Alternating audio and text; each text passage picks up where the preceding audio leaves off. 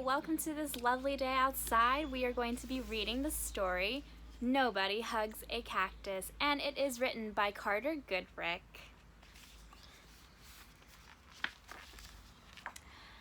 Hank lived in a pot. The pot sat in a window. The window looked out at the empty desert. It was hot, dry, peaceful, and quiet, just the way Hank liked it.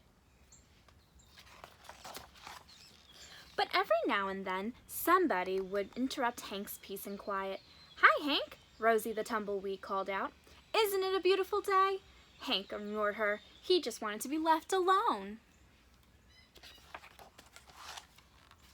"Okay, so long," said Rosie cheerfully, and she tumbled away. Hank was happy again. But just as he was beginning to relax, "Hello," shouted a tortoise. "Private property," yelled Hank. "Keep out." The tortoise was so frightened, he hid in his shell. Hank was still yelling at the tortoise when a jackrabbit dashed by. "Hiya, Prickles," she shouted. "My name isn't Prickles," Hank yelled back, "and stay out of my yard." "Tumbleweeds, tortoises, jackrabbits, what's next?" said Hank. A coyote came loping by.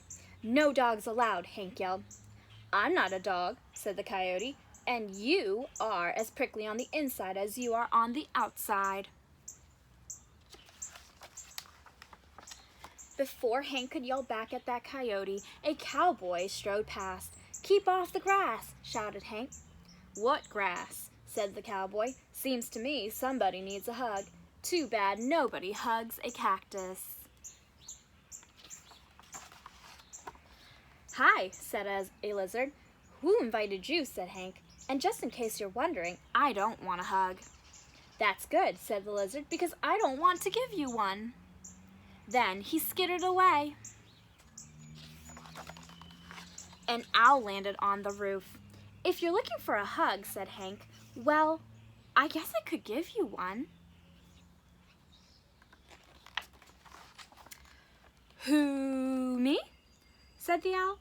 "You must be joking." And for the first time, Hank began to feel a little lonely.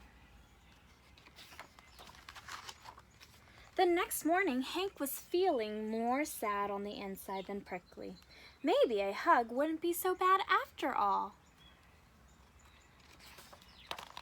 The wind began to pick up, and an old cup blew by and stuck to Hank's face. His arms were too short to get it off.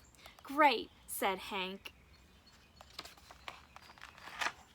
After a while, Rosie came bouncing by. "I'll get it off you, Hank," she shouted, and she jumped up to knock the cup off Hank's face. Then she tumbled away. Hank didn't have time to thank Rosie. He felt so bad about all the other times he had been so rude to her. So he came up with a plan. Hank decided to grow the best flowers he could, and then give it to Rosie as a thank you gift. It took days, but at last it was ready. He couldn't wait for Rosie to pass by again. When at last she finally did come bouncing back, Hank held out the flower. "Look, Rosie," he said, "I grew it just for you." Rosie was so surprised, she jumped up and gave Hank a great big hug. It felt so nice, Hank didn't want to let go. And as things turned out, he couldn't. Rosie and Hank had become stuck together. But they didn't care.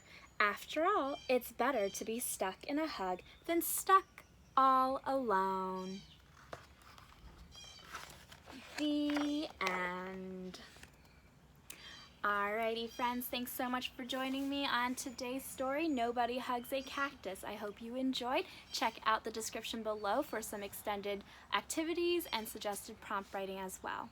Thanks so much, and see you next time.